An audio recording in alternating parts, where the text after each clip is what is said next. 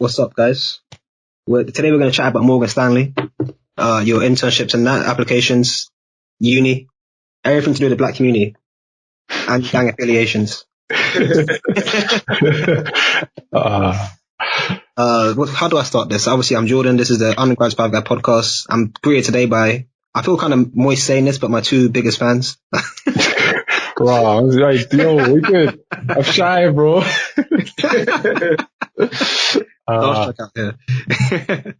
Nah, you two are blessed, man. Well, Emmanuel, you must have messaged me first on LinkedIn, like, yo, I saw your video. Can you help me with applications? I was like, yeah.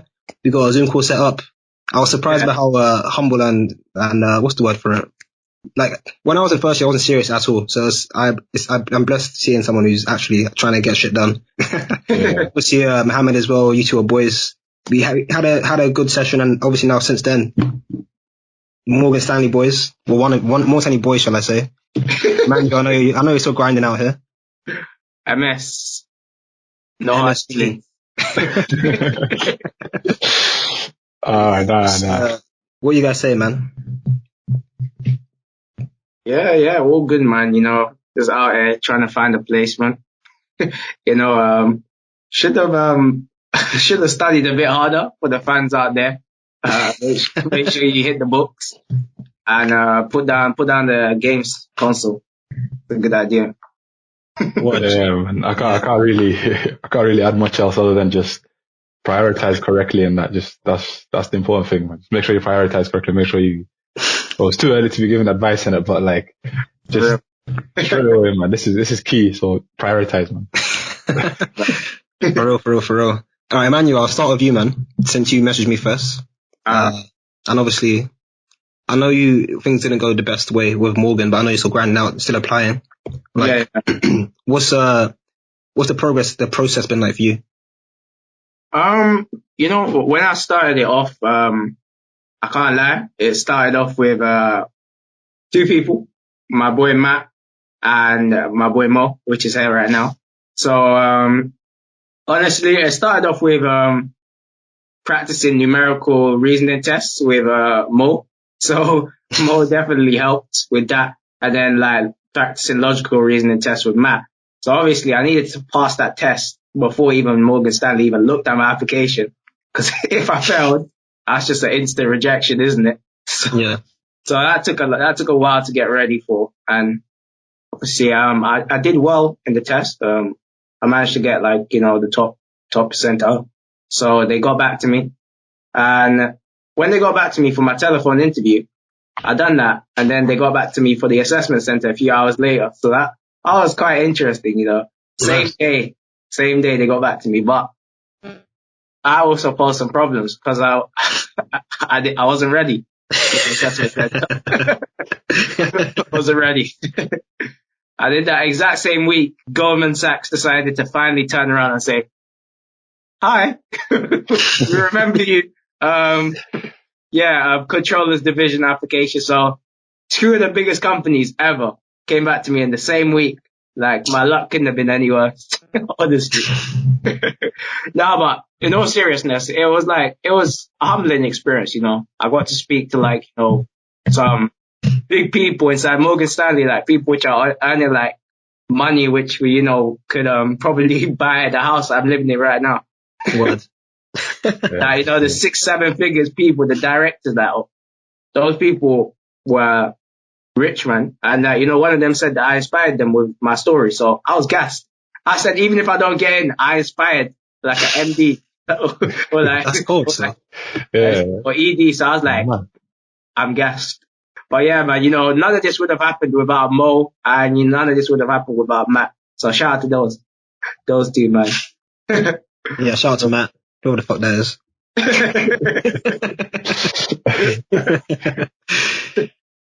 How did you find Morgan versus Goldman Sachs? I imagine they're quite similar processes for placements. It was actually quite different. In terms of Morgan Stanley, there was a telephone interview, and in terms of Goldman Sachs, higher view.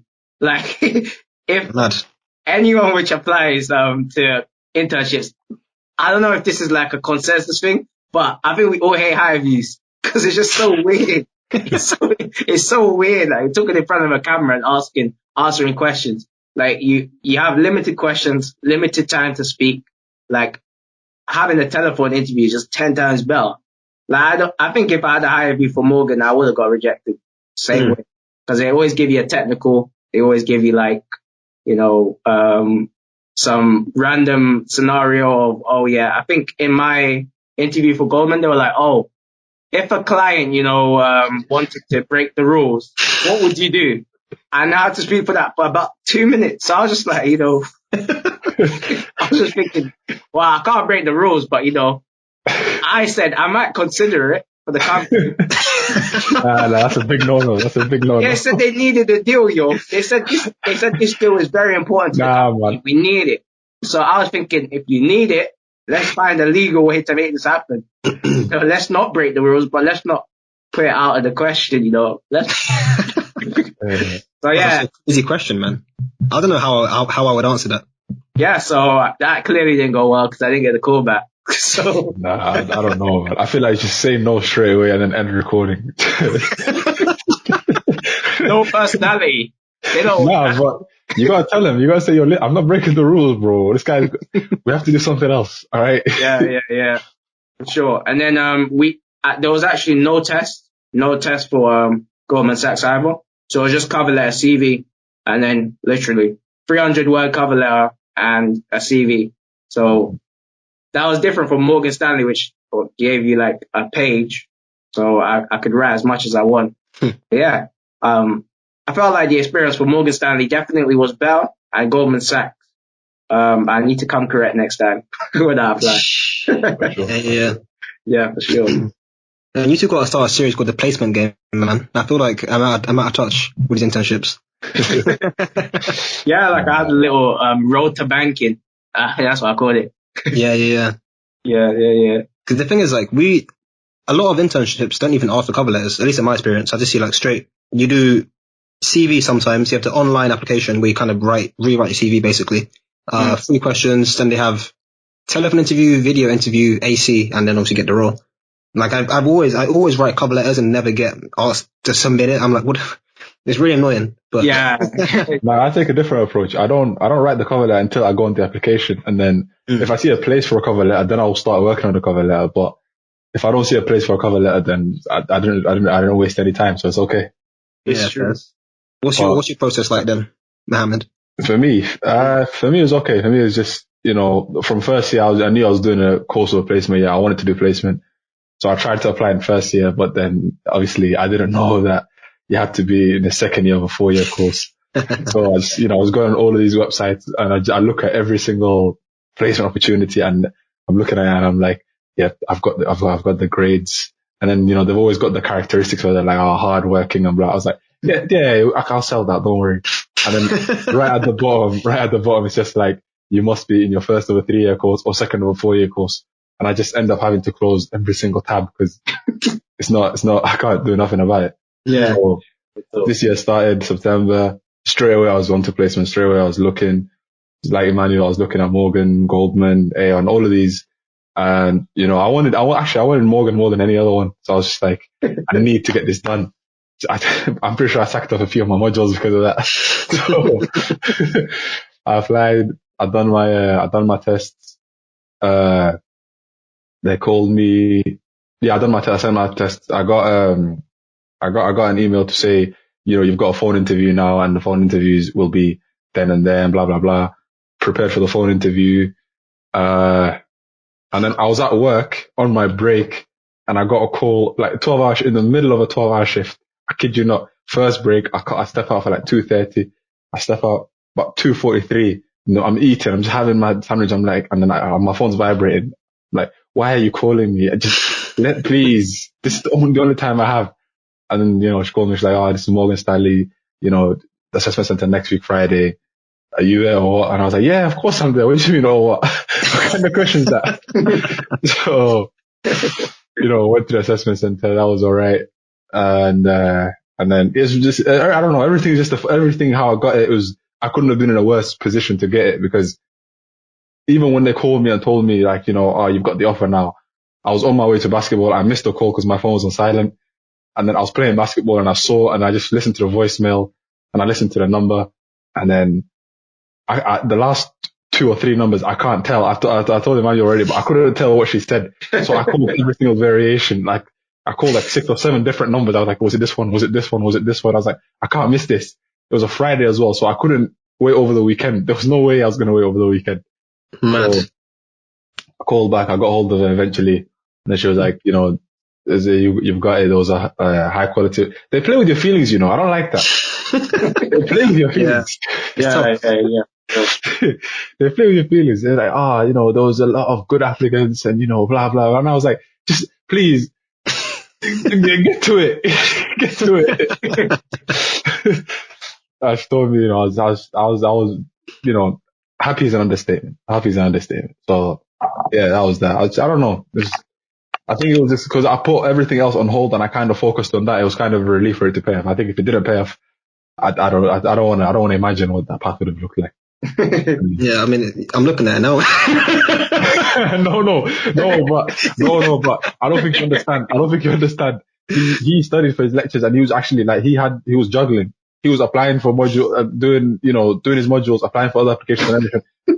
Everything was on hold for me. It was just Morgan Stanley. There was no other companies. There was nothing else. It was just this. Oh yeah, true. So like famous saying, don't put all your eggs in one basket. I had all my eggs in one basket. So if that basket fell, I don't know how it would have looked. Yeah, that's crazy still. Congrats, though.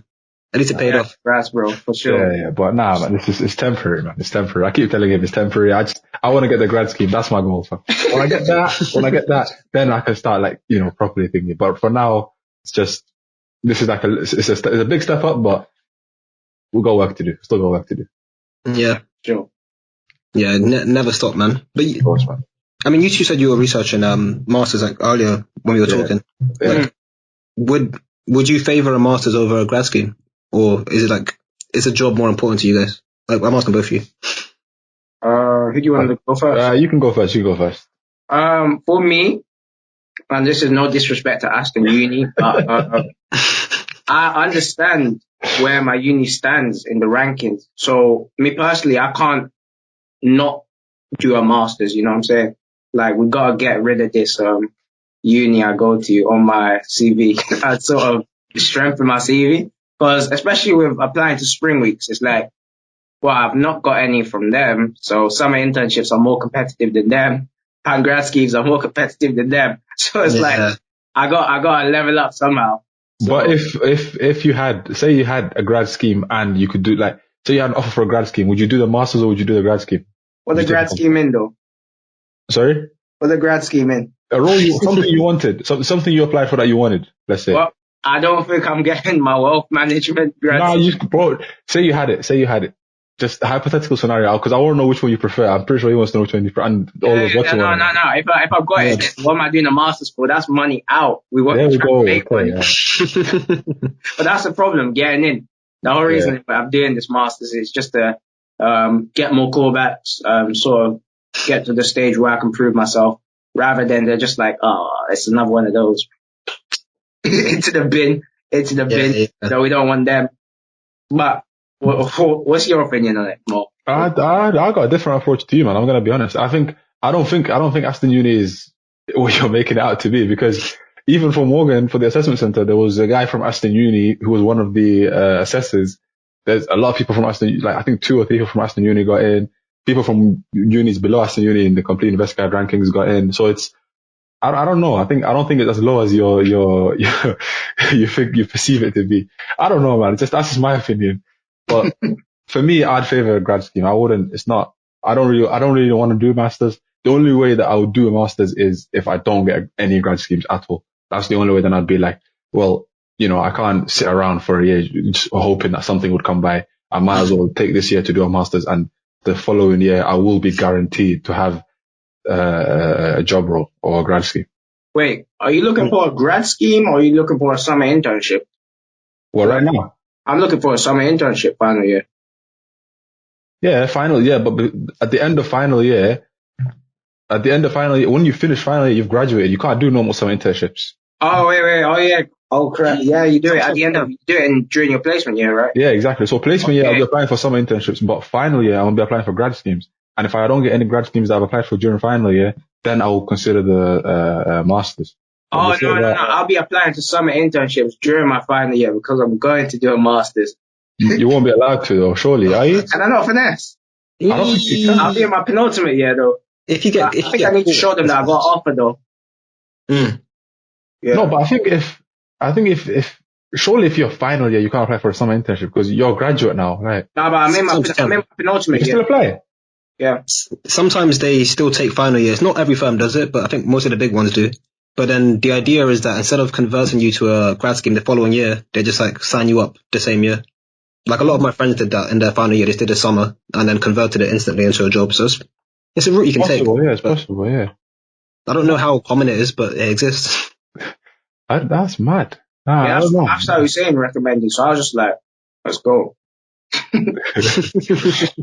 I'll be applying for grad schemes personally. I think if you get a grad scheme, I feel like it's only, onwards and upwards from there. I don't think you'll need, because once you get a grad scheme, realistically, me and him are both trying to get into finance and investment banking and things like that. So once you get in, straight away, they will be putting you for your qualifications, CFA, ACA, whatever you want to do. Yeah, fine. And I think masters is pretty much is past then, because it's like, now I've got industry experience and I've got industry knowledge and I've got qualifications in the industry. Yeah. So masters kind of becomes redundant at that point. Yeah. But Emmanuel, you were saying you were going to drop like 60 bags on a MBA, right? I've got money, bro. I'm pretty sure that you can see that I'm not in the fanciest room. Your boy's not pulling like that. I ain't got no rollie on my wrist. Yeah, no, I'm just saying, that wall behind you is looking. Yeah, nice, bro. What do you mean? Yeah. Budget living, man. Even this uni accommodation, I'm gonna have to think about going elsewhere. 140 a week is just a bit too much. Yeah, it's true. Yeah. Are you both in uni halls at the moment? No, I'm at home. Oh, Chilling, saving money. Uni's a 30-minute walk for me. Oh man, I'm good. Yeah, this year's been long. Like I'm in Bristol right now, and I'm like, why am I paying to do uni online? Yeah, it's ridiculous. I feel like, I don't know, man. You lot kind of got finesse there. I'm not gonna lie to you. Yeah, you got finesse there. I feel like they should. You know what? Term one of this year, I get it, because they were like, it's COVID's died down now. It's okay. But I think term two, get your money back. They shouldn't be doing that to students. You're earning enough there as it is, I think. Yeah, it's a bit peaked. I mean, to be fair, student debt is kind of fake. Like, you don't pay it back if you don't pay it back. Yeah. But I hear what you mean. Like, the actual financial stress is like, it's not good. It's not good. But the thing is that that you're thinking, they want to take a percentage of my wage, and after like 30 years or so, it gets wiped off. But know that. But realistically, how many students know that? Like, a lot of them are thinking 9,000 a year and accommodation and maintenance loan. It's adding up for them. It's like, if someone told them, this 2,000, don't worry about it, I feel like it would do a lot for them. Yeah, sure. All right. Just briefly for those students, 'cause I know you guys are very finance guys. Yep. Let's say I've got $2,000 sitting around. What do I invest in? You've got what? Sorry? I've got $2,000 sitting around for let's say Bristol gave me back my $9,000 this year. What do I slap that in? We've got a few different things, but I'm gonna take the first one, because after this one, I'm not sure I'm gonna get it back. I don't know if I have anything afterwards. So the first thing I'll say is, for those of you that are trying to get into front office, IMC. That's the course, right? Yes. For those of you trying to get into front office, this will do big things for you. I think it's actually, to be in all honesty, I should have let Emmanuel say this, because he told me about this. I didn't know about it. So for those of you trying to get into front office, I would say do your IMC. It's about on the same level of, apparently it's rated at level 4 difficulty, which is the same as first year uni. So you can do it yourself, or you can kind of pay for tuition if you want to. It costs about £700-800 for the material and the exams together, unit 1 and unit 2 and all of those things. And then tuition would be obviously a little bit on top as well. But I think in the long term, that's basically half of the money that you have laying around. But it's worth it. It's worth it. Because once you start applying for once you start applying for these roles where it's like, like you apply for front office and things like that, and the guy next to you might have better grades, might go to a better uni and all of these things. If you have this industry knowledge and you have this thing that says, I know what to do when I get started. I don't need a crash course. I already have my crash course. It bodes well. It bodes well. It's kind of, I think they were saying it's like 30% of CFA level 1, which for those of you trying to do finance, that is well. For sure. Nice.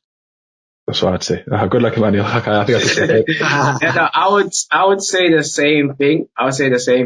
If not, definitely look into CISI, which might be a cheaper alternative. And you can also do like a level 4 inside investment management. Now, the problem with CISI is it's more known to like UK, but it'll be fine if you want to stay in UK. Whereas IMC might be a bit better if you're trying to go internationally. Because if you got your IMC, you're most likely going to get your CFA. So, which is international. There we go. International qualification. So CFA is like what you need to be able to like manage money and basically work inside that division without them like saying, go sit your CFA. You have to do this, otherwise you're not qualified. Because you got to be qualified to be able to money manage or advise people inside the bank. So yeah. There is another qualification. I'm not sure. I think it's in risk management. You know what? I would say definitely one thing you can invest, which doesn't cost you money, is your time inside Afsar Hussein's videos and Jordan's videos. I love that. Invest for free. Yeah. Sure.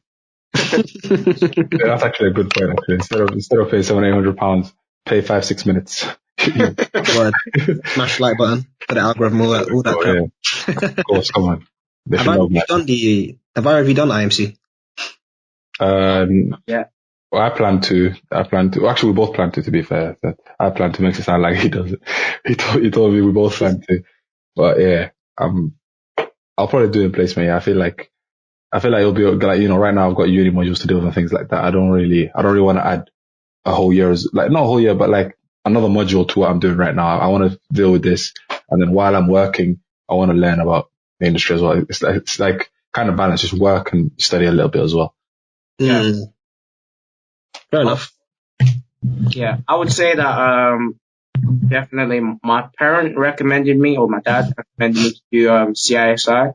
So, but the problem is, from further research in CISI, it's not globally recognized. So that's the last thing you'd want to do, like invest your money into something which is not globally recognized. So I would definitely say IMC is a way to go. There is another one. It's a risk management one. I'm not sure if it's called RFM. I'm not sure. But that's expensive. That's going to set you back.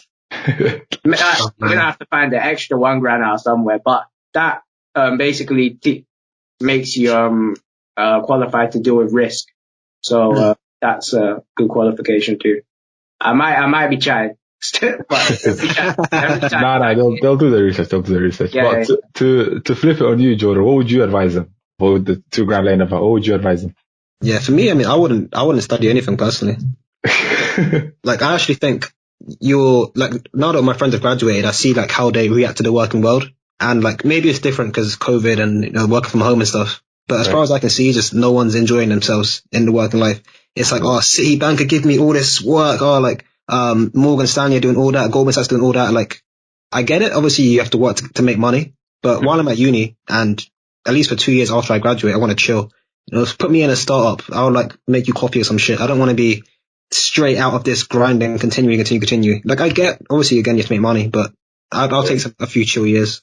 I hear that. Yeah, that's not a bad plan either. Come back, like, take a few, not yet. I don't know. Take some time off, come back harder, swing back harder, reserve some energy. Yeah, IMT is definitely a great second shout. I think anyone who wants to do finance, IMT is a great first step, because CFA is like a lot more expensive, right? And it's so much longer. And it's got more requirements as well. I wanted to do it, but they were like, oh, you have to be in your final year of studying to do it. And I was like, yeah. The only thing is, like, once you do it, I mean, I can't speak of any specific roles, but from my research back when last year, obviously your ceiling rises. Like, some grad roles are like 25k without CFA, or like 32 with it, because obviously they pay for it if you haven't got it yet. Yeah, it's So ridiculous. nice alternative, but I don't know. I think it's long.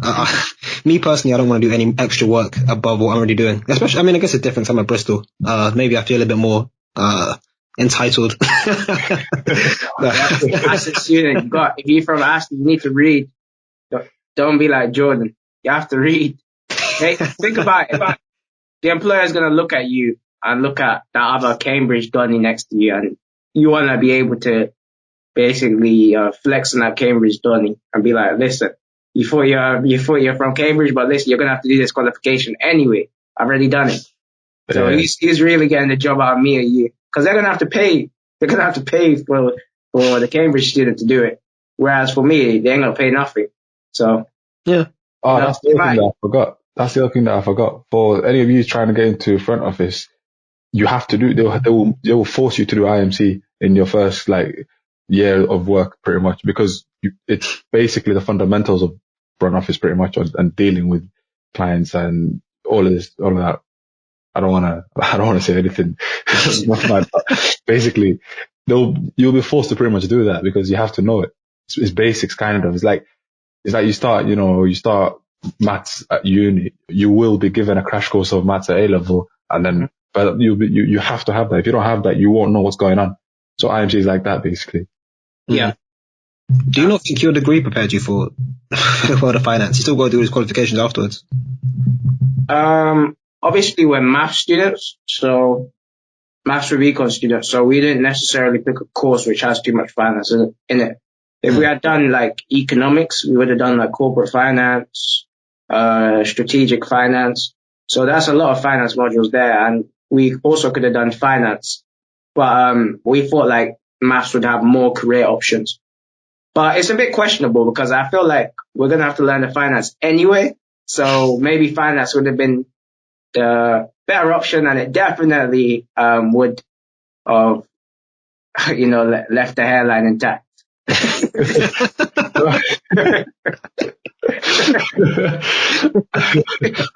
Nah, you know what it is? I think I was always going to do maths. I wasn't, maths was never in question. It was always, was I going to do pure maths or was I going to do maths with something?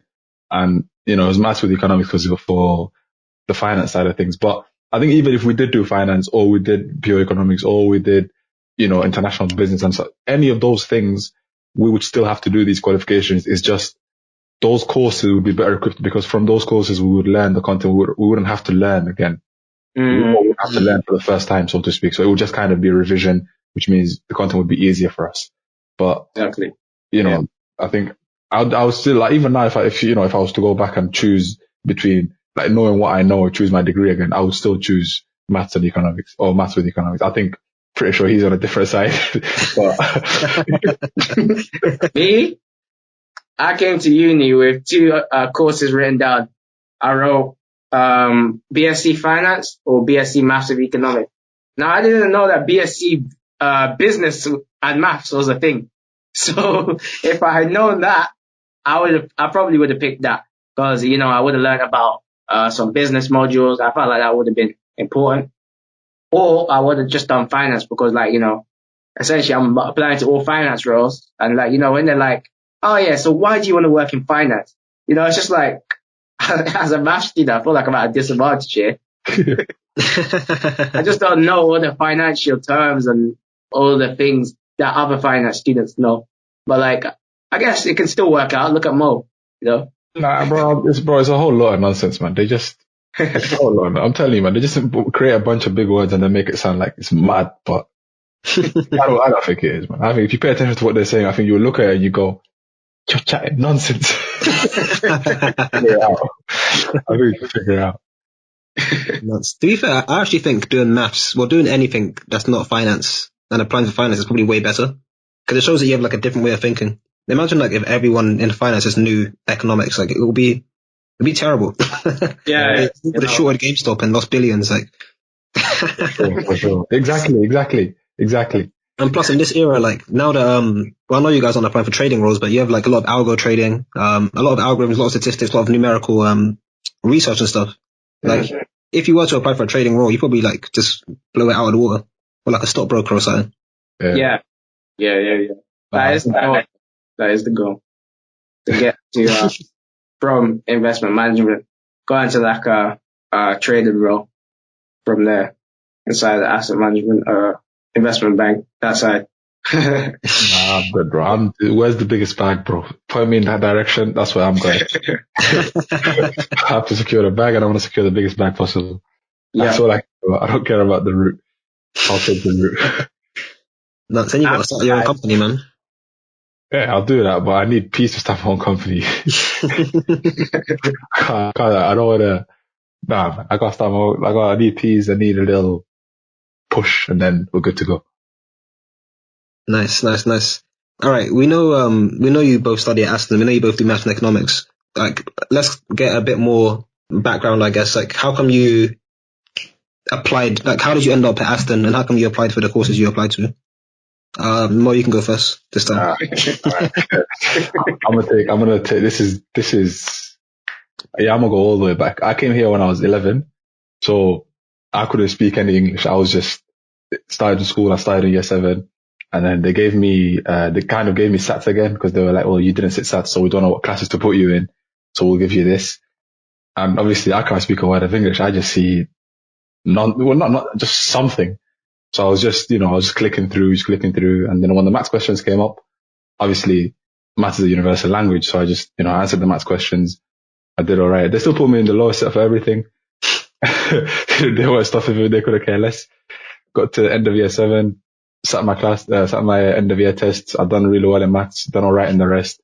They pushed me up to maths. So, GCSEs came about. I've done the best in maths. I was like, I'm going to do A-level maths. I've done A-level maths. I picked 2 filler subjects. If my sociology teacher is watching, I can't say what I want to say because it's not my channel, but you know what I want to say.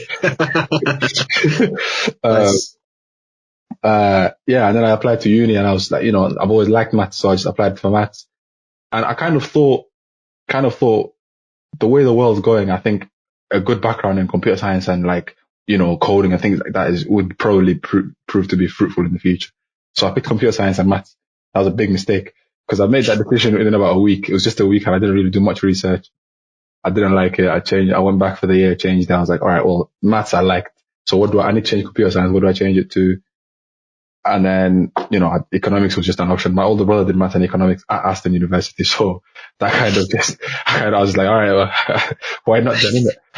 So I did that. As for the university, it was kind of convenience for me. I'm not really too big on uni experience and things. Like, I don't really care.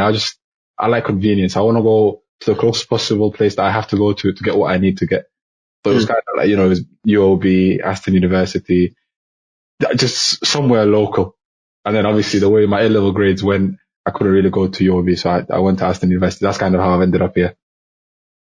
That's basically, I don't know how long that was, but yeah, that's I've come. Fairs, man. What about you, Emmanuel? Yeah, so I'm probably going to go back as far as GCSE.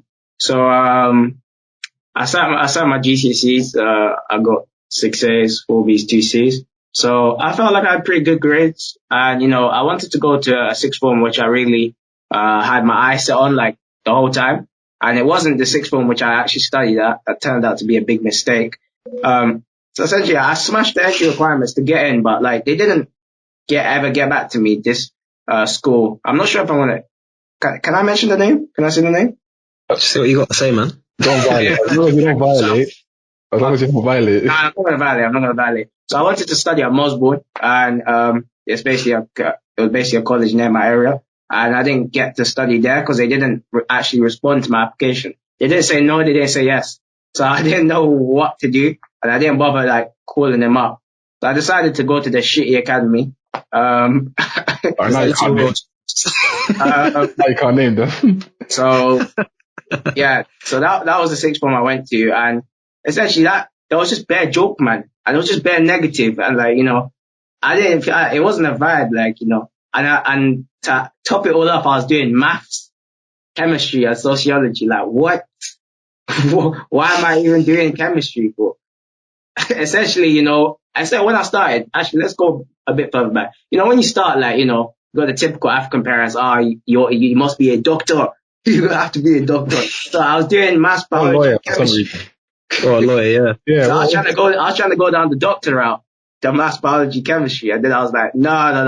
Nightmare, Biology is not the one. But chemistry wasn't the one either. But I was just like, nah, people are gonna laugh at me because I'm doing sociology. Because literally, I don't mean to be that guy, yeah. I don't mean to be that guy. But if you got someone which is doing maths and someone which is doing sociology, there's clearly a reason why he's doing sociology. Because he knows like it's one of them subjects where it's like it's gonna be a bit easier than maths, of course. Yeah. Of course. Filler. No debate there. I I basically sat my exams and chemistry right off. Maths was surprisingly a write off because Edexcel, I just Edexcel. And sociology, come on, it had to be minimum a B. Like, I didn't even go to any lessons, I did, but I was daydreaming the whole time, probably looking at Galley. But if I'm being honest, yeah, God. there was one girl I was messing with for a long time. So like, I was just speaking to her like the whole time. I wasn't even focused in lesson. So obviously when I went back home, I would just do whatever I needed to do, like, open the textbook and close the textbook. I'd just be like, yeah, I'm not doing this. I'll do this like next week. And then the exam came and I just realized I didn't know nothing. So I just took 20 days out from school. Like, I just bunked school for like 20 days. And then I just revised sociology then. I basically got a B, but I just self-revised it. So yeah, obviously that wasn't enough to get me to the uni I wanted to go to. So I ended up in Aston clearing. Took me about a day to get to uni. So like Aston said, oh yeah, do you want to do economics? I was like, yeah, that's calm. I had the plan that I was going to switch when I got in. I tried to say, oh yeah, let me do finance. They were like, oh no, you need BBB, bro. I was like, to do finance here? I was thinking, if I have BBB, do you think I'll be here? Like, no offense to Aston, yeah, but like, I would be in Lancaster if I had BBB, I can't lie. So, studying maths. So, obviously I got BCC and, best decision I made, massive econ, where I met Mo, where I met Rias, where I met all my guys, So, shout out to them, Econ was just, it was just long. And it was like, 300 students. So I was just like, F that. Yeah, but that's basically how I ended up here. And like, yeah, it's been quite a journey. I also want to say, F all my teachers, Yo.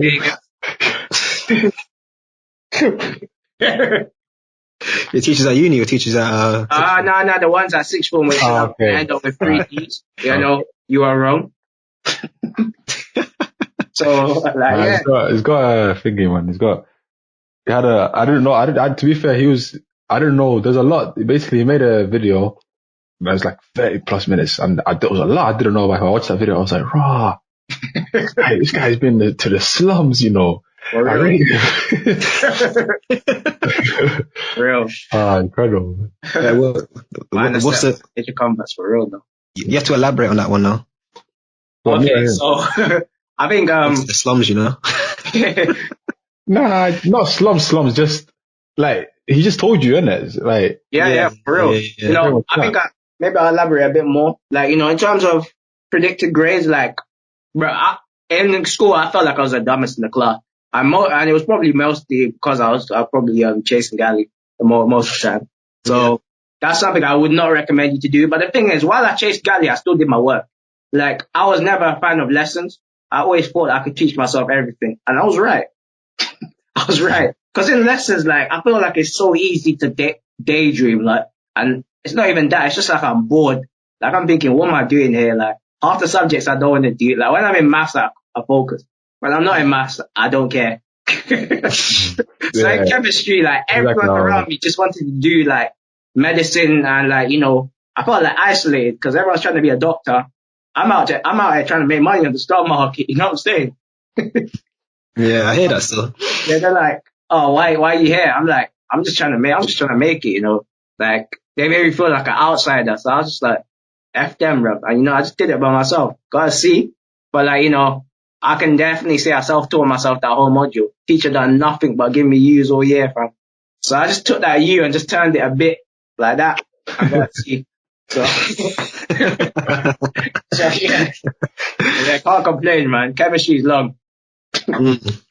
Long. Yeah, I hear that. See, in hindsight, would you have done different A levels? I mean, I can gather both of you will probably say yeah, but what would you have done? Oh hell yeah! I'll let Mo do it, but You know what it is? Because I went to a relatively new sixth form, so I couldn't basically, I was actually telling him yesterday, the way they had it set up was, I went there and I wanted to do maths, law and RS. I was like, cause I knew RS was easy, and then times for some reason I was trying to be a lawyer, but I liked maths. So I knew I was doing maths. Maths was always the option. But the way they had it set up was they had subjects in blocks. So they would have like block A, block B, block C. And the subjects that are in the block, the lessons are going on at the same time. So you can't take two of them. If you take one of block A, now it's C and B. There's no more of A's done. And just my luck, they had maths, RS, and law in the same block. So I was like, well, I'm not leaving maths. I'm not leaving maths. So you two can do one. And then after that, I was like, all right, well, what do I do now? And then I was like, you know what, I'll have a look at IT. And then the third one, I didn't really know what to do. And then the head of sixth form, who was also the sociology teacher, was like, why don't you do physics? And I was like, could you say that again, please? Did you say physics? I'm not going there. Bro. Physics is hench. It's like, it's not even hench, it's just, you need to work. Do you know what I'm saying? And I'm not really, I don't like, many people watching will be like, physics and maths aren't too different though. But it's like, I don't like physics, because physics to me, it looks like maths applied. I like maths because of the theoretical side of things, and that's why I like maths. So, you know, I was like, nah, I'm not doing physics, and I need something else. But how sociology? And she was like, I said to her, sociology about, she goes, oh, study of society. I was like, I can't be too hard. You're not wrong. You're not wrong. So, yeah, if I could go back, I wouldn't really have an option, because it's like, if I went to a different sixth form, I would definitely take something different, 100%. I would take something different. But now, knowing now what I know, I'd probably take maths, accounting, and economics or something like that. But then, you know, I didn't really have much of a choice. So, you know, kind of, I think he would definitely change it. I don't think he's taking sociology again. Yeah. No. Sociology was calm. I was just too lazy, man. I was too, it was so easy that I didn't bother, man. I had maths and chemistry. There was no way I was opening that sociology textbook. I was literally like, you can sit there and catch dust, because we got 2 exam clashes. So I'll cram you on the morning, but for now we're going to do chemistry. So definitely I would have never picked chemistry in a million years. Like, to my teacher, I want to say something, but nah, we can't say that. But literally, you know, let's just say to my teacher, it's F you, or it's F you. All the way, you know, you're a pagan. You didn't believe in me. You always gave me U's. Thank you very much. You know, I couldn't have done it without you. Cause you know what? Yeah, I knew it was me against the world when I got my C in the AS level, and she said, I never knew you could pull that off. You know, she was like, oh wow, you surprised me, you know. And I remember I was on a grade C, and she said, oh, you know, Emmanuel, let's work to that grade D. I was like, that's taking the piss. She was like, let's make sure that you're consistently getting D's. So I was like, I'm on a grade C. How do you want me to work to a D? Like, that's going down. And then she was like, oh, everyone else aim for your A stars. You know, I'm a name, I don't even want a name drop. You know, let's say pagan number 1, aim for an A star. Pagan number 2, aim for an A. You know, and only, if any of you are watching this video, you know you're pagan. But honestly, like, I would have never picked chemistry, and I would have done this. I would have done BTech in something, maths, and further maths. That's me. That's me. I think guy, man. No, I think in all seriousness though, I think it's that's it, bro. I feel like because of the experience we've had, and because of you know, teachers and circumstances and everything that kind of the way that everything happens for a reason, I think. And I think because of that, I think we're not to say, you know, we've made it now, look, but it's like It put us on a path where we're more certain about what we want. We're more certain about the path that we want to take. So I think I'm kind of like, I'm not happy that's how it happened at the time. Of course, you feel invested. You feel, why me? Why is this happening to me? But I think when you look back, like even people watching this, they can probably relate to an event where like 2, 3, 4, 5 years ago, where they look back and they're like, you know what, that at the time felt really bad, but I'm actually quite glad that it turned out that way in a sense. No, I cannot relate. I cannot relate. If I could go back, I would. If I could go back, I can't. Oh man. Listen. Do not cancel me. Do not cancel me. I repeat. But like, I think there was a couple times in class where I should have threw hands, man. I should have. I should have threw hands. But people were violating on a different level. Like I remember when I got a B inside my chemistry exam. Like literally, the whole class hated me for like a good month because I actually achieved higher than a grade U, fam.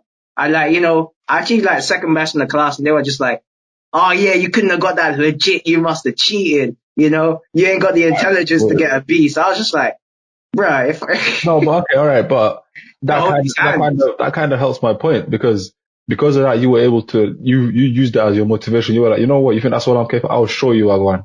And yeah, here you are. So it's like, it's helped. You might not notice it, but it's helped you it's kind of helped you.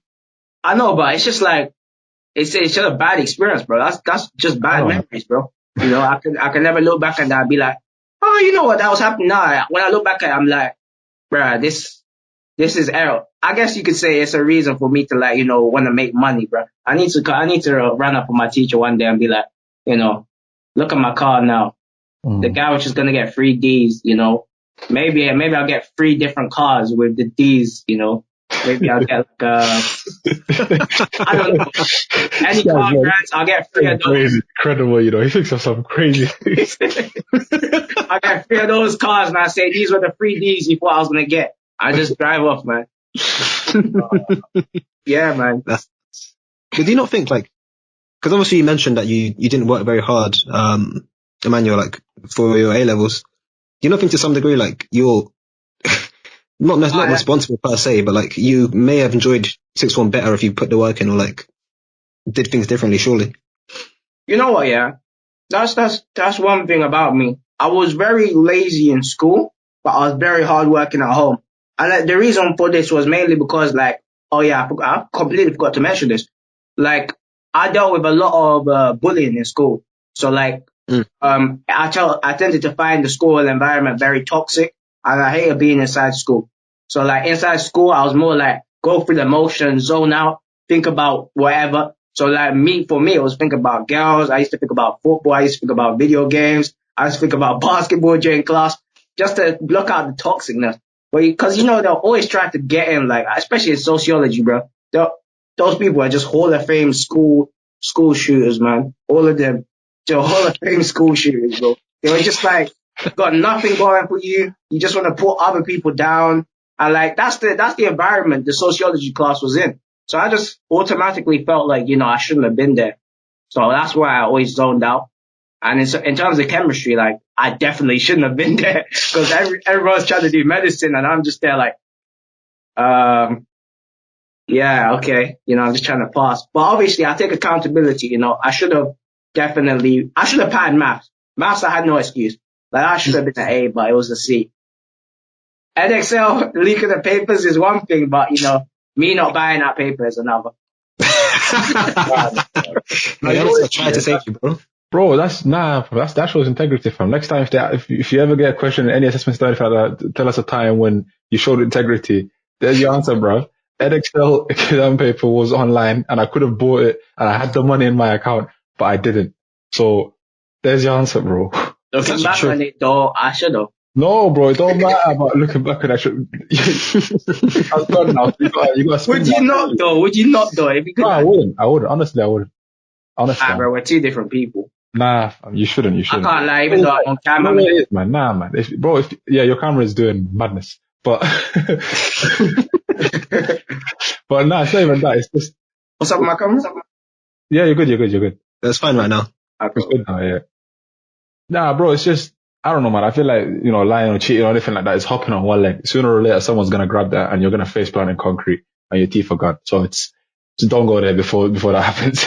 That's true, I'm going to use that one. Yeah. Yeah. But I feel like is it cheating or is it I'll send you the invoice. God. Nice. Would you call that cheating or would you call that finessing? Cheating. There's a difference between finessing. Nah, Listen, like, they're going to raise the grade boundaries whether you cheated or not. The grade boundaries are going to go up because people slap that paper. So, yeah, at disadvantage. But all the students who found out that got those, I think it was their whole like A-level maths was completely just, it was like, you don't do A-level maths. You did 2 A-levels, bro. It got completely and then everyone who bought it, it's like, it's cheating, bro. It's not finessing because it's like, you have an unfair advantage. You're now sitting that paper, opening that paper and going question. Like, when I opened my C4 papers this is a few years back now, it's 7 or 8 questions. You don't know. So, if you bought that paper, you know if it's 7 or 8 questions. And you know what the questions are. You have an unfair advantage. True. C4 was very repeatable, though. I think I could have guessed the 8 questions. This is different. It's a fine line, I guess. I know what you mean by cheating versus finessing, because like if the paper's out there, it's not like you went out of your way to get it. But yeah, I don't know. Yeah. I'm Team Mo on this one, man. I wouldn't have taken that. Yeah, there's no way. To be fair, like I didn't even have £200 in my bank account. Let me keep it real. I wasn't able to pay for it. Like it would like £200. Like that's not money I would have put down on that. I would have put £200 down to like tuition or something. Because money was tight, man. Money was tight before I got my student loan. Real talk. Like £200 is that's like 10 weeks of food, fam. Real talk. £20 per week, man. It's true still. Yeah, man. How come you two decided to go straight to uni instead of like either retaking A-levels or doing like a gap year? You can go first. Yeah, actually, you go first, go. All right. So, I don't know about you, but like, some African parents are just like, they want, they want like their child to like, progress. So they see like a gap year as like sort of like a bad thing. Mm-hmm. And like recent A-levels, like, looking back at it, this whole COVID pandemic would have happened. Now, there's 2 ways to look at this, and I'm not trying to keep it too long, but essentially everyone got their predicted grades in the year I would have resat. So I would have definitely got better grades. But at the same time, like, I wouldn't have been able to come to uni, enjoy a uni experience. I wouldn't have met Mo. I wouldn't have met Matt. I wouldn't have met so many people, which have like arguably changed my life for the better. So, like, I'm grateful that happened. That's something I can look back and say, you know what? That's not too bad. Cause honestly, like, I've met so many like-minded people here. And like, maybe in Lancaster, I would have just met like, snobs which love to do like white. I thought there was more to the sentence, I didn't know it ended there. So, yeah, honestly, Oh man, I'm gonna let that one just run. It's true though. There's too many scandals there, man. Especially Lancaster. If you know, you know, man. Scandal. Nah. I think it's just to add to what he's saying as well. We weren't to know that there was going to be a whole pandemic and things like that. So I think, you might have got your predicted grades, but at the same time, you might have also sat the exams for real. It's a freak accident. This is exactly, something that's different timeline. Yeah. Nah, me, it's kind of just, it's what my siblings did before me, my brother, my sister, they all just, after college, it was straight to uni. And it's just, for me, it's, like, I don't come from somewhere, I don't come from a family that's well off where I can afford to like, maybe take a year out and read, like, work or something like that. In hindsight, it probably would have been better for me to redo my A-levels and like go to a something like that. But it's just, I need to get this degree as quick as possible so I can start, like, helping my family back and start doing something for myself. And I think for me I had an opportunity to go to a good uni. Like, as much smack as he's talking about Aston University, at the end of the day, it is still, it's still a pretty good uni. It's still a recognized uni. Sorry about that. I get to study a subject I love. Yeah, no, I can agree with that. It's not Corona before, that changing. Trying to get up real quick, man. It's just, I don't know. I got to study something I like at a decent uni, somewhere that's local for me. So why not take the opportunity? Why waste it? Yeah, for sure. What about you, Jordan? How was your A-level experience? For me, it's very mixed. I think I haven't really put much thought into it since I finished. But it's like my school, St. Mark's in London, West London, was also like one of the best sixth forms in the area as well. So I was like, yeah, it's like, fuck it, I'll stick around. Little did I know that all the people that made school great were the ones that went to like colleges or different sixth forms around the area. So I was left with like, my year wasn't bad by no means. But like, for example, a lot of the black students went to different colleges. So I was like one of two people of color left. It was just like bare white men. A lot of people did, media, psychology, all the ologies, geography and that. But I kind of always knew I wanted to do maths or like something mathematical. So did most of my group, to be fair. But that meant that it was like 4 of us in maths, that I knew, and a bunch of other random people. I did further maths, but only 9 other guys did it. And, funny story about further maths. Like, so all of our A levels were split into 6. It was in blocks as well, similar to what you mentioned, Mo. But all of our A level subjects had 6 lessons areas per week. Apart from further maths, which had 7, but they never told us that until I did it. So you fixed it. Yeah. Everyone finished early on Wednesday because like the last 2 periods were like, study periods, I guess, but people just went home. Me, I had further maths. all my boys head home. My ex at the time was like walking home, like, yeah, I'll see you like in a couple of days. I'm sitting there just grinding out, doing maths. It was long. Like the actual academic side of it was long. I'm not going to go off in depth because my school will hate me for saying it, but like they kind of let me down in an amplitude of ways, which looking back, I kind of get it. I was a pretty arrogant, misbehaving student, but I would have appreciated like they gone on a math trip, for example. They sent everyone on a trip for like a maths trip in Oxford somewhere, apart from me. I was like, I'm doing further maths. I'm applying to maths at Oxford. And, like, come on, man. So. Yeah, my school kind of shagged me on that front, but like I enjoyed being with my mates. And yeah, if I could go back, I'd probably do a gap year. But similar to what you said as well, Mo, like my family haven't really got the peas like that. I'm the oldest sibling as well, so it's not like I can ask a little older brother or cousin or anything. It's like, it's literally all me. So I ran straight into uni. I'm like, the second I can get some sort of peas rolling in, that's when, I'll start living. But yeah, it's very mixed. A-levels to me is very mixed. I haven't really got I can't really say if I enjoyed it or didn't, or I hated it yet. But I'll see how I feel once I get out of university. Then I'll be able to know for sure, like, if it was worth the struggle or if pros and it cons just completely shamed me. Cause like, I was like dead set on going to Oxford, at the start of my, year 13. My teachers were like, you're applying to Oxford, you. Yeah, I hate that. I hate when they do Same guy that never does homework, that's late every day. Like, I get it. Okay, homework, yeah, late sometimes, yeah, but like, look at the results. Exactly. Trusting my potential. Like, my future's not determined by my past, but teachers don't seem to get that. And I feel like you're kind of saying similar things as well of your experiences. So yeah, I went to, actually, sorry to cut you off there. I had a parents' evening in year 13. I don't know why I've got parents' evening as an 18-year-old, but basically, went there, we sit down and we're talking to, the teachers, and we go to the maths teacher. And before we go to him, I'm looking at like the report and, it says predicted grades a B. And I'm thinking, why is my predicted grade a B when I got an A in AS? Like, this is when AS exams counted. Like, it was, that's what you got for your AS. So I got an A in AS. I'm like, why is my predicted grade a B? To be fair, I didn't even notice it. My mom noticed, and then, my auntie noticed. And then I went and we sit down and we speak to him, and, she says to him, what did you get in AS? And he says A. And she's like, so why is his predicted grade a B? And he's like, oh, sorry, my bad. And he crosses it out and he puts an A. And I'm like, no, I've got an A, bruv. It's an A star. What are you doing?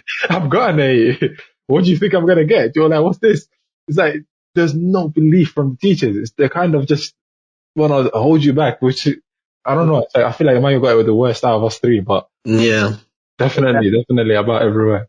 Tell you my AS grades. Actually, no, wait, I think you got cut off, Jordan. I'll speak after. No, I was basically done. But I mean, like, I guess to follow on from what you just said as well, like, for GCSEs, I got A-star maths, I got A-star in physics. For my A levels, like, cause you couldn't you guys also had the same system, right? It was A star, what was that, A to D or whatever, A and AS, and then A star was maths and A. Yeah. Yeah. Yes. So we're in the same system. Like, obviously I couldn't get an A star in A level, but I got like 95 UMS in maths. I got like 91 in further maths. I got like 90 something in physics. Like I basically got straight, effectively A stars, but came out as A's. Tell me why when I get my A2 predicted grades, I get a BBC. Yeah. like, come on, man. These teachers, I get it to a degree because A2 is a lot harder than AS, well, quote unquote harder. But like, to do that to students, like obviously we all have similar stories. It's like, it just brings you down. And that's not to say we would have done better had we got better predicted grades. And obviously, Mo, I hear what you're saying, where it's like, it's a lesson. You learn to do better because of that.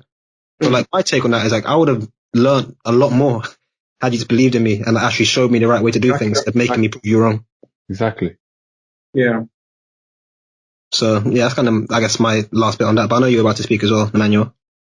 Yeah. So, I done my AS exams, and like, leading on from what you both just said, like, in my AS exams, I got 2 A's and a C. And like, think of 2 A's and a C, you can think, oh yeah, the predictions can't be that bad. So I was thinking, oh yeah, 2 A's and a C, man. I'm thinking like, I want to apply to Nottingham, it needs A star AA, and essentially I got predicted 2 A's and a B. So I was like, that's not bad predictions. And then I was like, I asked someone which got like a D, E, and a U. I said, yo, what you predicted? He said 2 A's and a B. I was like, hang on, you got D and U's and you got 2 A's and a B. And it was sort of like, that was the theme. Everyone was getting predicted A, A, B. So I was like, my hard work, it's meaningless. It's meaningless. Because essentially what was happening was people were negotiating. So people which were getting U's were going to their teachers like, miss, I'm going to work hard. I'm going to do so hard. And teachers like, yeah, you can have an A. So my A just became meaningless. And I was thinking like, I ain't got no A star in sociology. I spoke to my teacher. I was like, where's the A star in sociology? I was like, are you playing? I couldn't even tell my teacher you playing. She was like, I don't predict A stars. I said, all right, cool, say nothing. She went and predicted 3 people A stars behind my back. I went to her, I said, I thought you didn't predict A stars. She said, oh yeah, I just don't think you're capable of doing it. I said, miss, you know I'm top of the class. I said, I literally told her, I'm top of the class. I said, like, if I wanted to, I could have got like, A star in every test, but, I just don't, I don't have the time. Like, I literally told her, like, I'm doing math, I'm doing chemistry. Like, sometimes I don't focus on sociology that much. Because when you got other people doing like textiles and doing like, 3D design, like, of course you're going to have all the time in the world, like, to do sociology. Do maths. You know what I'm saying? Like, no one studies STEM subjects inside that class. So, you can't compare. Like, our levels of stress are completely different. I'm like, I didn't get to apply to any of the unis I wanted to. So like, Nottingham said no. Loughborough said no. Surrey said no. Essex said yes, which was BBB. And, Southampton said yes, which was like ABB. So like, I had the predicted grades, but I didn't have the uni I wanted. So it just went downhill from there. I was just like, forget school, man. I'm seeing all these people getting their nice, Warwick unconditionals, even though they got worse than me. I'm like, how on earth she get predicted A star AA when she got like BCC in her AS? I was thinking favoritism, man. No, like, again, I knew it was me against the school. So I just said like, forget school. And that's why I became like really, really anti-school, man. I was thinking like, you can bargain your way to good predicted grades. And like, your hard work means nothing. Cause like, yeah, people got way worse grades, but they got same predicted grades. So it's ridiculous, man. It's ridiculous. Pain. Ridiculous. Even I think what you take away from this is don't let your predicted grades bring you down. Because even my little brother just done his A levels, and his teacher was giving him like, I think it was this time last year, he was giving the predictions for predicted grades for his UCAS applications for uni, and he's doing, I think he won't mind me saying, he was doing maths, physics, further maths, and economics, I think. And his economics teacher was like, I think he predicted him a B, I think, I can't remember. And it's like, well, he didn't even know his name until like the final 2-3 months of year 13. He was teaching him for 2 years. So it's like, if you take something away, just don't take predicted grades too seriously. Just what matters is not what your teacher said you're going to get. What matters is what you got. It's like, I've got so many stories of that. I've got a guy who was predicted like A, B, C, and he got 3 A stars at the end of it. And it's ridiculous, man. These people, don't pay attention to the predicted grades. Just when you get your predicted grade, it shouldn't matter to you until you sit your exam or you get your final transcript that says, not transcript, your final results paper that says, this is what you got. It's in your hands. You know what? That's quite, given this COVID circumstance, what would you say about that? Like how the teachers assess grades might be like a big impact on what happens right now. Like, you know, it's a big impact. With exams like, you know, not taking place, and like the teachers might, or I'm not sure if they are taking place, but the teachers are going to make their predictions for students. Yeah. It's a huge impact, man. My brother was explaining it to me actually. He was saying, because it's like, he was saying basically, I can't remember who this is. I might get this wrong. This might be, don't quote me on this, but basically he was saying each school is allocated a certain number of A stars, a certain number of A's, a certain number of B's, C's, and so on. That's it. So it's like, you know, it's saying like, you know, let's say there's 30 people in the class and the teacher decided 5 get A star, 5 get A, 5 get B, and so on until the class is done. Mm-hmm. You know, if you look at like, say, if you look at a public school, for example, you will have 30 people in the class. But if you look at a private school where it's like, you know, 10, 15 people in the class, and you've got like, you know, now this like, oh, you know, you're not doing 5 A stars anymore, you're doing 10 A stars now. That private school can say, you know what, everyone in the class got an A star. And no one will say anything because that's the class. But if, you know, in a public school, you've done that and you said 10 people have an A star, because you have too many people in the class, you have to put 5 people into, 5 people who would have got an A star get pushed into an A, 5 people who would have got an A get pushed into B, 5 who would have got a B get pushed into C, and they all get pushed down. And that's all because what the government did. But I guess that's why they rescinded it, and it's down to the teachers, isn't it? So, love from your teachers, man. Yeah, love from your teachers, bro. That's the way to go, man. Hey. Word. I think it's terrible. Yeah. Like, I mean, it's the fairest way, I guess, because it's hard to do exams. Yeah. The only thing is, like, I don't want to go into in-depth, like, maybe in a different podcast episode, innit? But, like, the way the world is for the disadvantaged students, like, we're always going to be at a disadvantage. That's just the facts, innit? I don't know, it's sad. It's messed up. Like, I know for a fact, if my teachers predicted my grades, I wouldn't be right now. If I was going through COVID and my teachers gave me what they thought I would get, I'd be right next to you guys in Aston Uni, man. I'd be chilling next to you. I wouldn't even be here, bro. I wouldn't be here, bro. I wouldn't be at uni, fam. Yeah. I'll be back home to setting up a business or something. Yeah, facts. I wouldn't have gone into uni. Yeah, because even when my teachers gave me my grades, they were like, yeah, we have 2 sets of grades. We have your UCAS grades and we have what you think you're going to get. So when I told you I got predicted AAB, right, the teacher said, well, I gave you a B, but I know you're going to get a D. But she said, like, you know, so she literally said that you can get a uni offer. So I was just like, well, cheers. Cheers. Thanks for the belief, I guess. No belief. What? No belief. It's either. I guess school is a problem, but at the end of the day, like, it's what you make of it, and it's hard to say. And obviously, if I told myself this while I was going through school, I wouldn't listen to myself. But you get out what you put in. Like, whatever teachers say, whether they back you up or not, if you work hard and you spend less time looking at girls. One girl. I was loyal. I was loyal. For YouTube, you was loyal, yeah. On the cameras. I was. Sit on the back, Emmanuel, man. Oh man. It's the same with uni, to be fair. Like, I haven't really had the same experience here. Like, the teachers don't really say much. Your lecturers kind of just, they say what they got to say and they kind of leave you to it. Yeah. I don't know, you still get those vibes. If you put the work in, I think most people can do. Like, even you've been complaining a lot about Aston, Emmanuel, but like, if I honestly think if you bang out, like, the fact that you messaged me in the first place, not to like sound arrogant, but like, you're obviously driven to do well. You want the best for yourself. Yeah. There's no reason why the Aston can hold you back, as long as you, like, if you do well. And even though Emmanuel was joking about, Mohammed was joking about the maths paper, slide that as a good answer.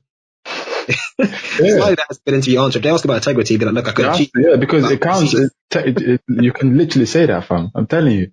Say it, bro. Why not, fam?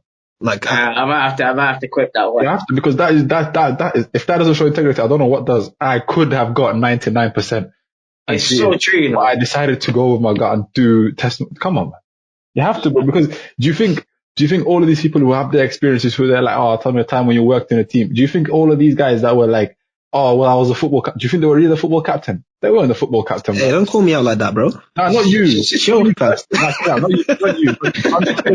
I'm just saying, like, you claiming it, you're wearing an Arsenal shirt. I know you can claim it. Him, he watches basketball every single night. I know you can claim anything about basketball, football. Me, I know myself. I go football pretty much every other day. But I'm telling you, there's a guy somewhere who just used to look at people playing football and say, oh, why aren't they playing chess? And now he's claiming to be a football captain. Like, you know what I'm saying? Everyone's finessing. That's what you call finessing. Everyone's finessing. But they have a little, like, they have, what's it called? They have basically mud and they're molding like a trophy. That's what they're doing. They're working with what they've got. So the fact that you didn't buy the paper, you need to sell that, fam. I didn't buy that paper because I didn't want to. You have to sell it. It's true, you know. It's true. I mean, that paper would have helped anyway. Because you are being honest at the end of the day. You're not lying either. Sorry, go on. Pure maths was over. Like, I already blew like over 100 marks in my pure paper. So at that time, I already knew like mechanics wasn't my bag. So I was just like, nah. Nah, it's crazy. It's crazy. Yeah. It's nuts, man. How much have you, cause, Emmanuel, I know you said you work with, like SEO and that. How much have you actually used all these like youth organizations and the support they offer? Oh, SEO. Man, these people, yeah. Oh, yikes. You know what time it is. You know what time it is. I literally emailed them. I said, yo, can I have some help? And, I was thinking like, I'm trying to get a spring week, do you have any advice, anyone which I can reach out to? They were like, I kid you not. They were like, we offer support to people which are on the internship scheme. So I was like, wait, you're going to help me once I'm on the internship scheme and give me a mentor once I'm on the internship scheme. I'm thinking, if I can get on, what do I need you for? And like, even like I enrolled as a year 30. No, I enrolled as a first year and they were like, oh yeah, well, we unfortunately gave you a year 12 account. What's going on? I think the biggest help for me on resources has been LinkedIn, reaching out to people like Jordan and people which are kind enough to get back and actually give you the time of day. Saying, oh yeah, I'll meet you Wednesday, and they're like, oh yeah, I'll meet you Thursday, and then they just don't, they just stop responding. Victor.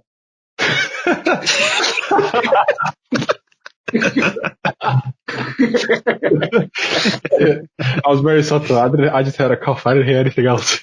Word. Yeah, but like I really do feel like there are some good ones out there though. But I didn't get into like I didn't get into Rise. I think is there one called Rise?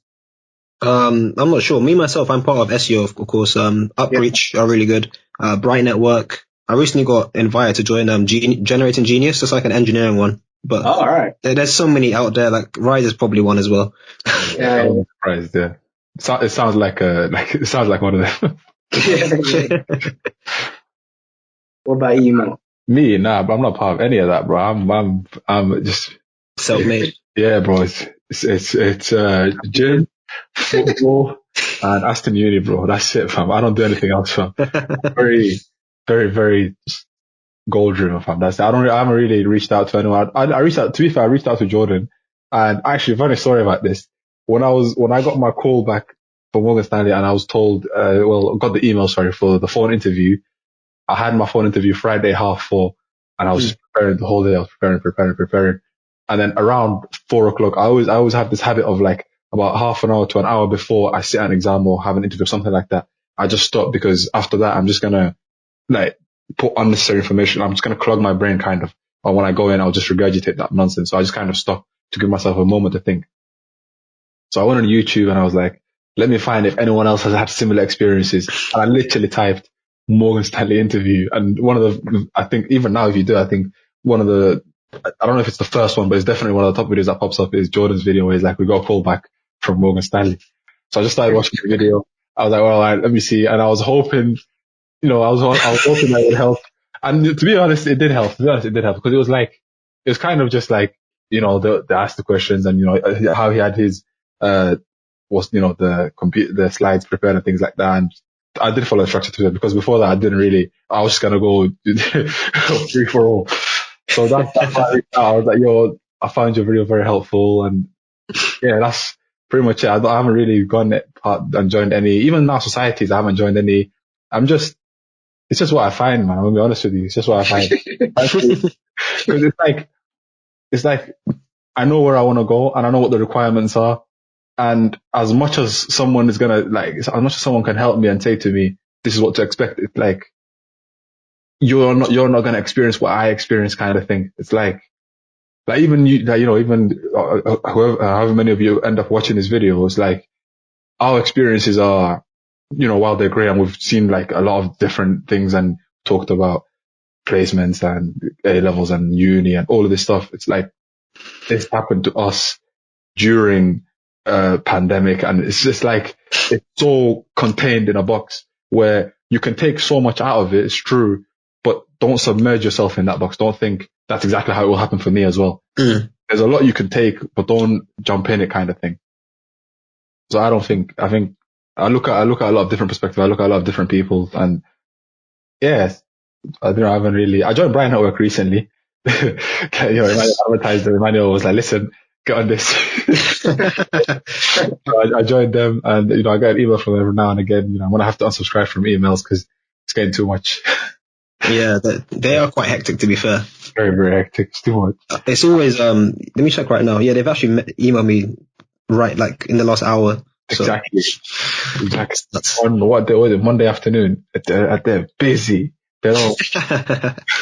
Yeah, it's true. The only thing is, like, I guess I haven't taken much away from all these services, but I do think they're good to be a part of purely because of the network. Like, the amount of people I've met. I mean, you both say like you're grateful you met each other, but like, I've met some crazy people from like SEO.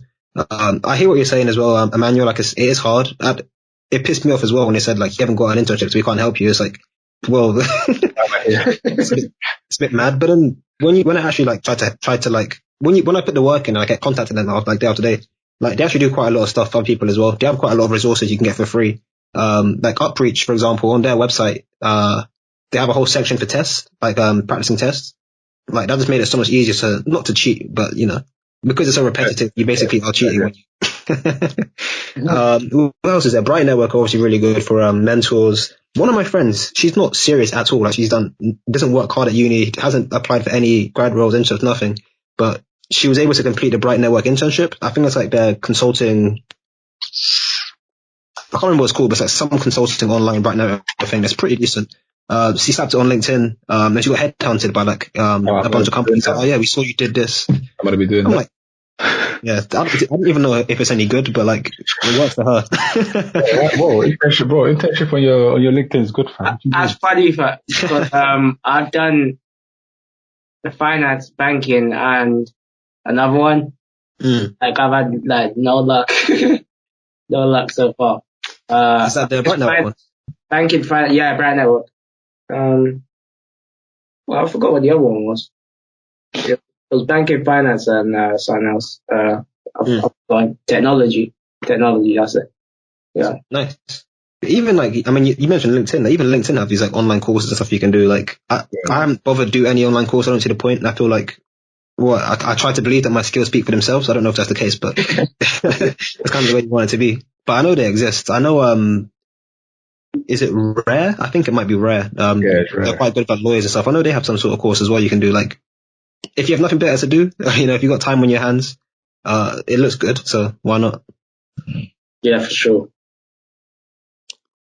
I was going to ask as well. I was going to ask you earlier, but I forgot. If you don't get a placement, do you just go into third year, or do you have like a year off to do whatever you want? I will let Mo lead on this one. What do you mean, bro?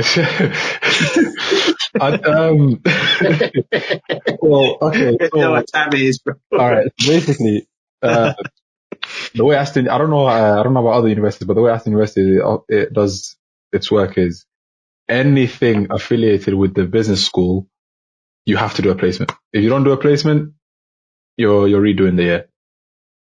So a lot of other, it's very, very harsh. A lot of other, a lot of other modules offer kind of an optional one. So when I did maths and computer science first year, or the first time around, sorry, they were saying, I enrolled into a 4-year course, but it was optional. I could do a placement if I wanted to, and if not, I could just go into final year. And a lot of people that, took different approaches. And I know like people who were in my year, like some of them now have just gone into final year, and one of them is doing his placement. But if you're doing anything to do with the business school, economics, finance, accounting, any of that, you have to do a placement. If you don't do a placement here, you'll be coming back next year. Is that coming back? So you're redoing second year, but you would have passed all your modules.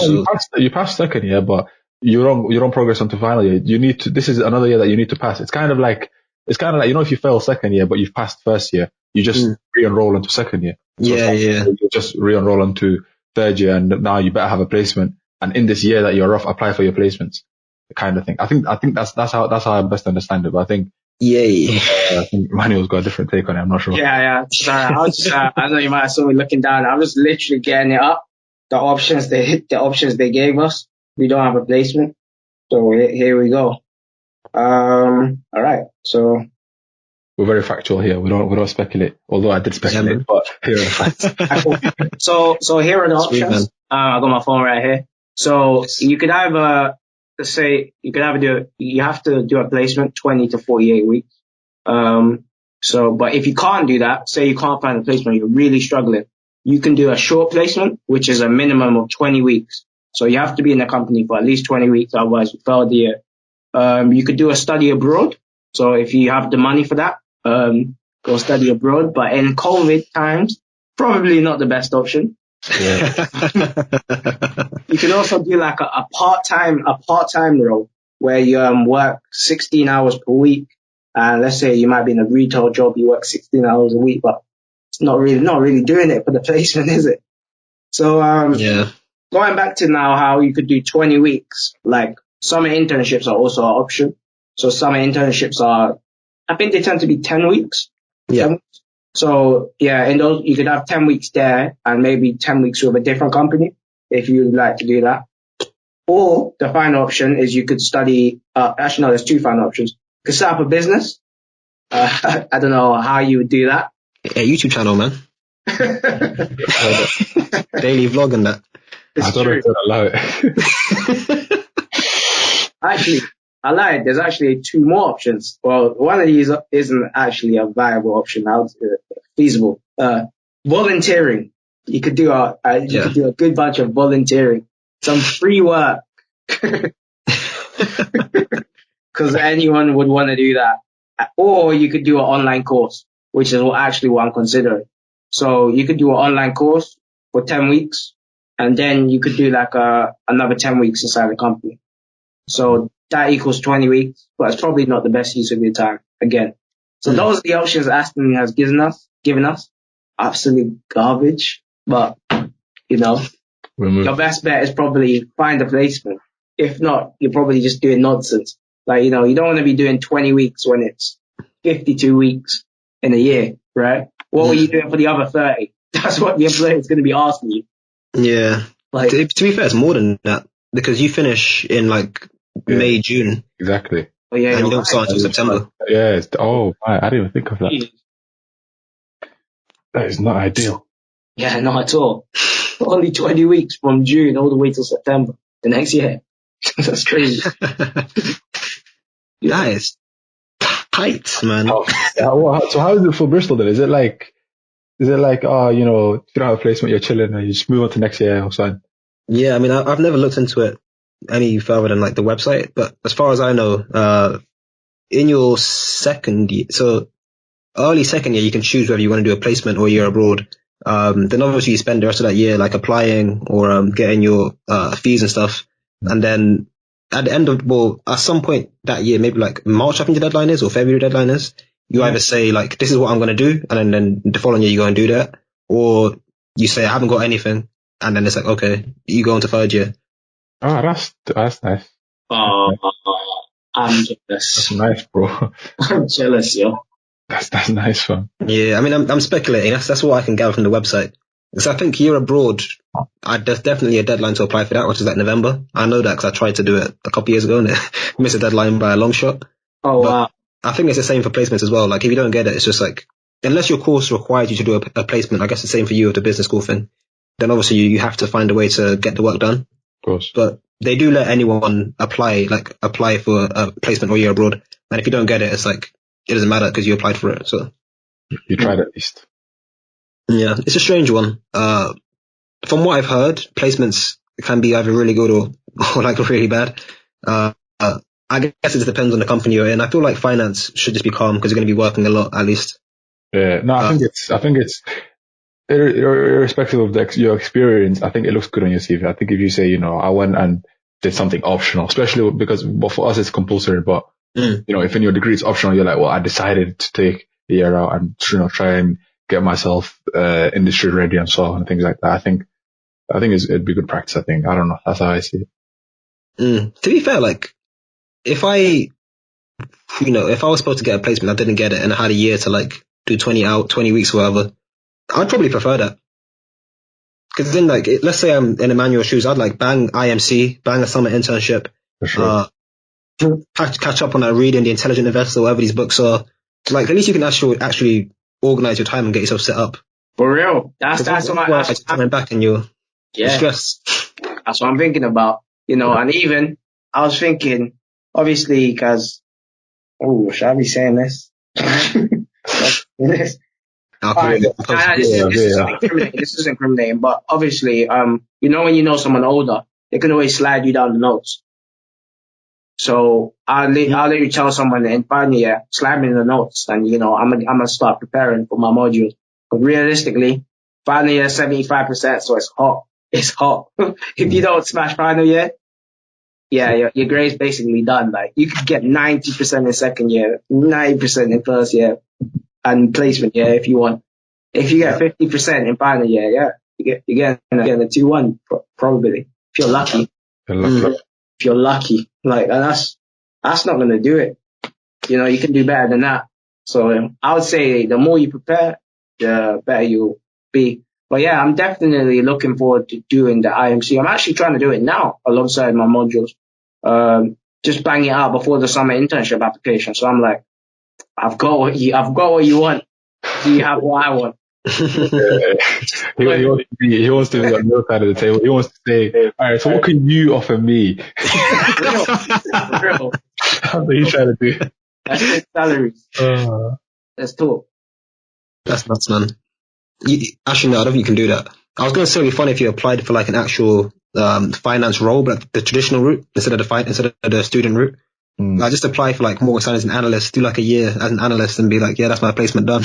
I would be fun. I would love that. I'd love to do that. Serious. But then they, of course, requirements kind of soften you. Like, you must have a bachelor's.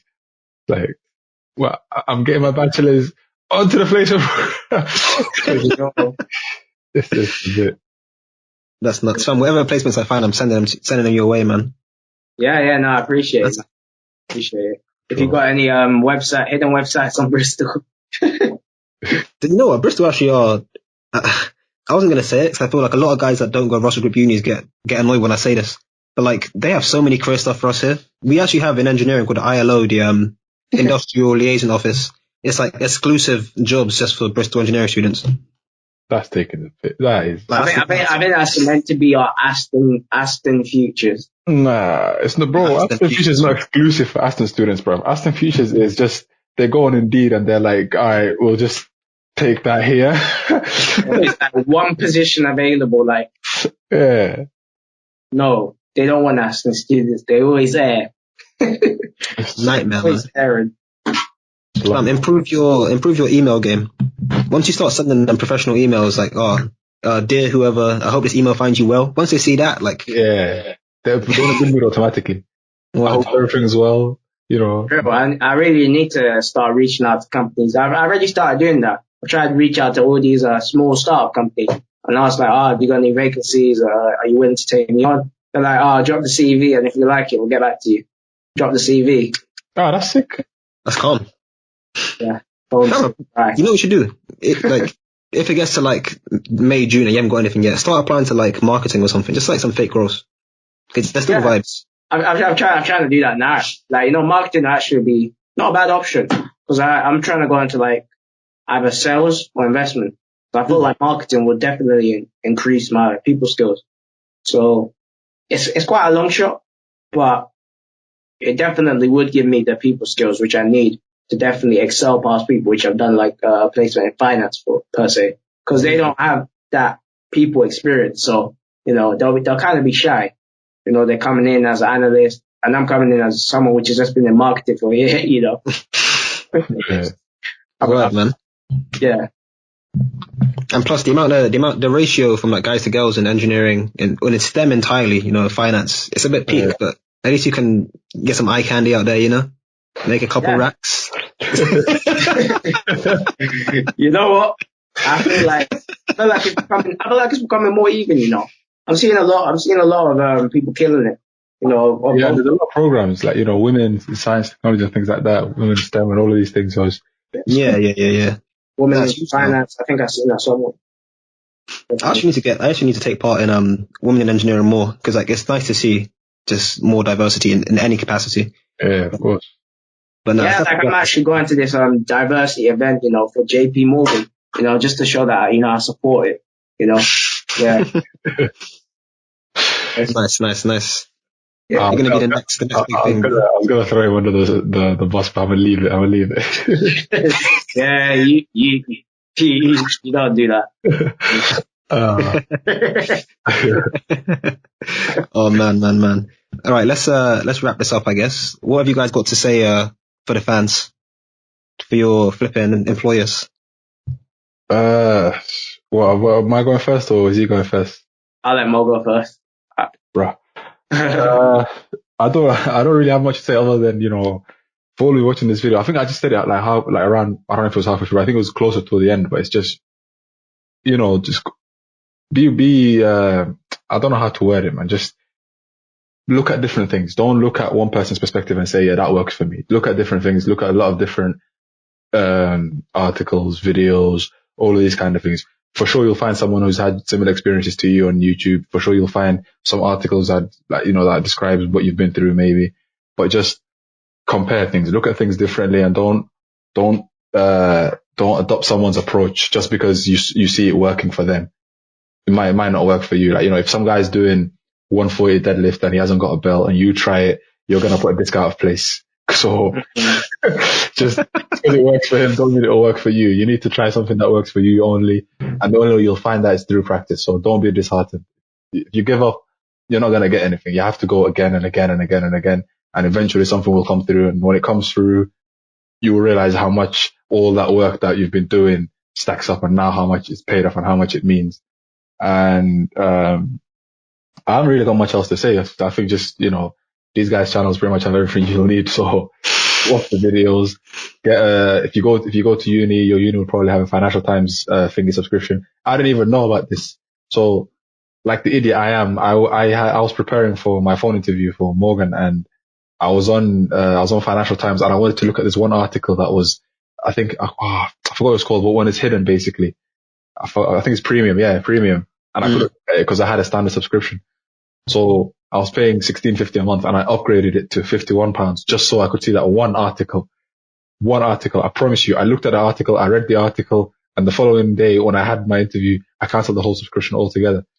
So it's like a little investment goes a long way in the future. It will do a lot. Don't